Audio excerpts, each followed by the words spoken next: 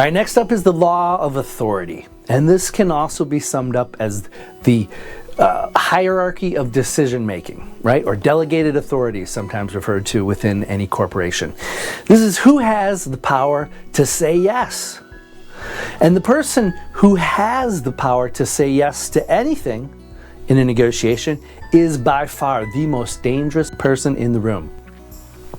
Because as part of human nature, when you have that authority, when you have that power to say yes to anything, from time to time, you are tempted to use that power to demonstrate to others that you hold and can wield such power. Right? Oftentimes, you know what I'm talking about, where you've been in a meeting, you've been negotiating for maybe weeks or months, and you've been working out some issues and making some progress, and there's one particular issue that you've been using for some leverage, and all of a sudden your boss pokes the head in the middle of the meeting and says, hey, what seems to be the holdup?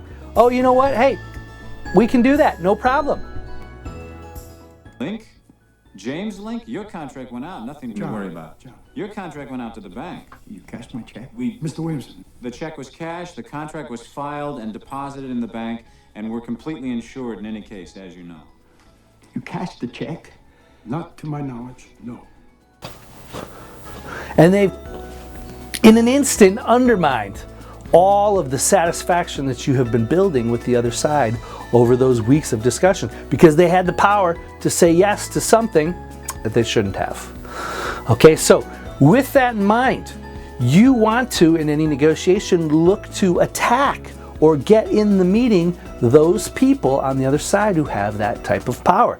This is why people will often protect the people who have the power to say yes to anything, because they don't want them put under that direct pressure. Because when you are face to face with someone, it is more difficult for them to say no. So that's why you want to find out who has the authority to say yes to some of this stuff and get that meeting with them.